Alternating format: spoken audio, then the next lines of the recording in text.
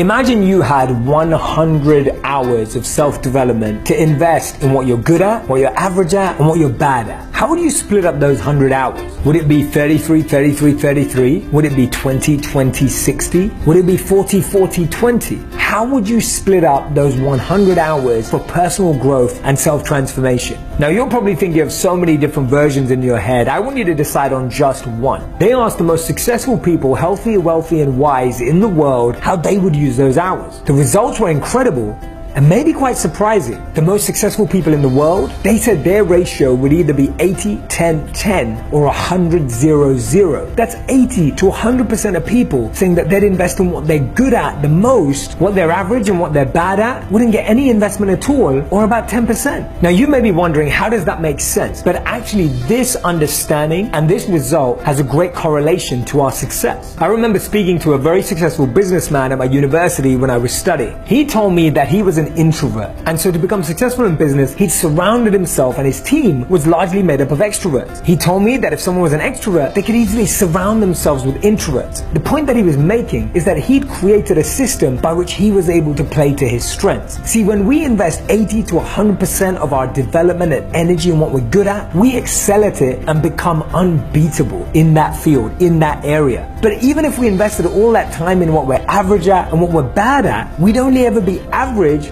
or good. And today there's so many studies and research suggesting that the more we invest in our strengths, the more we invest in our skills, the more we invest in what we already excel at, that's going to allow us to not only feel more fulfilled, but also make a difference. When I spoke to Tim Ferriss, he told me that the most successful people in the world invested in their strengths. They'd focused on the one or two things they were good at and loved and decided to become experts in those fields. You can always outsource and find other people to fill the gaps of skills that you don't always have. And that's why I say when it comes to your skills, invest in your strengths. And when it comes to your qualities, invest in your weaknesses.